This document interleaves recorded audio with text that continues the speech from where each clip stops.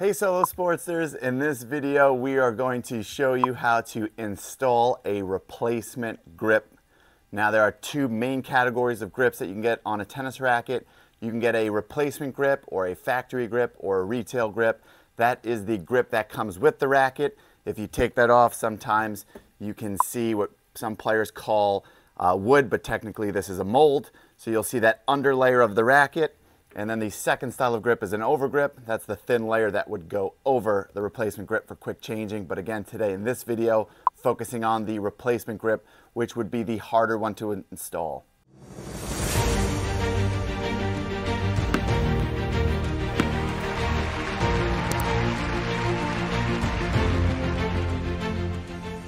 So for the tools that we have, we just need a pair of scissors, and I like to use a awl.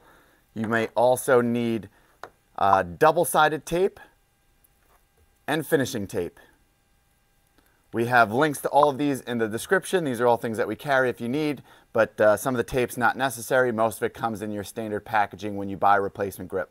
So let's get started. Now what we've done is we've stripped the racket. We've taken off all of the grip so that we have this molded handle.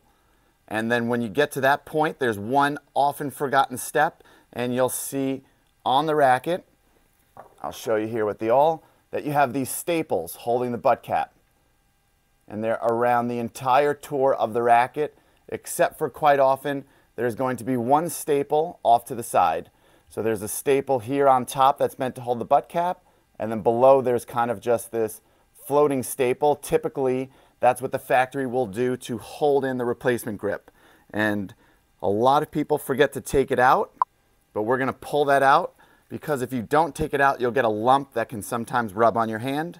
So now that we have that taken out, and I use the awl to just pull it out from underneath, we have just the standard grips going around the butt cap, and we're ready to begin. What you're going to do is you're going to take your grip. We're going to start contouring the grip on the racket.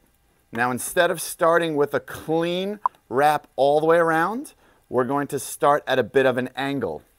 So I'll show you here with the awl. Again, instead of going straight around the top of the grip, we're going to angle up maybe a millimeter down to the top of the grip, then do a full layer around, wrapping over. So I start at an angle like that. You can see it's not a large angle. I wrap around the grip. You always want to go flush to the top so that plastic is not showing. And then overlap. Okay, so I'll show you there. I have it flush to the top, not too high off, not too low where the plastic is showing. I started at an angle and did a full layer. And now what I'm going to continue to do is wrap around. And as I wrap around the racket, what you want to do is you want to feel with your finger, slide up and down that crease, and make sure that the grip is not overlapped, where something will snag and slide off and it gets lumpy, and you want to make sure that there's not a groove where it's so separated that there's a gap between the grip. And as you can see, I'm kind of watching it here on the angle. I'm getting quite close to the grip, watching my overlap, watching my spiral down. And then again, I'm checking. If I were to run my finger up and down, I don't really get snagged on the grip, and it's smooth to slide all the way up and down. That's how I know that my overlap is proper. This would be a flat grip. I'm also doing this as a righty, so I'm starting from the left and going counterclockwise around the racket, and that is your standard righty grip. The writing on the racket, when I hold the racket like this, whether it's a Wilson or Babolat or Yonex, is going to be right side up. If the writing is upside down, I know I've done it backwards. So counterclockwise for righties, clockwise for lefties. And let me show you again. So if I were to go a little bit over here, I get a big lump. So as I come down, it's smooth. And then right around there, I'm going to get a lump. That's how I know I've overlapped too much. Or I'll show you a little bit different.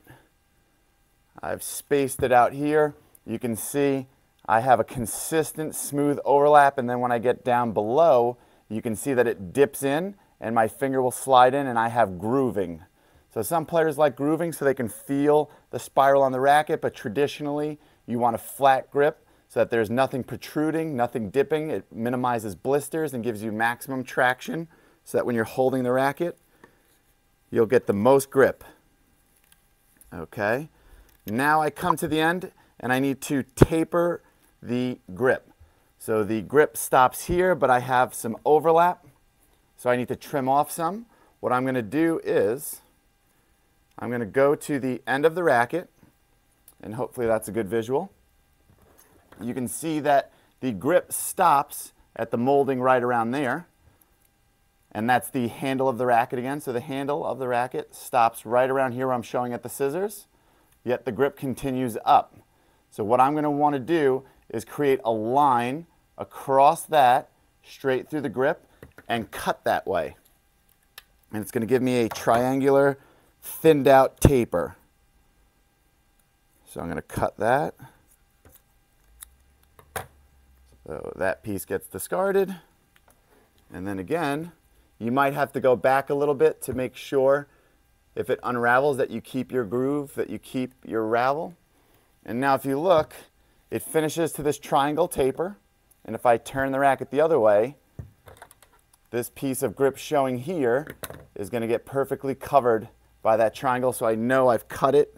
Sometimes it might take multiple cuts to make sure. Hopefully I've done this enough that it makes sense. And now we have our finishing tape. If you don't have finishing tape, you can use electrical tape or other types of tape. And I want to do 1.5 to 2 rotations around.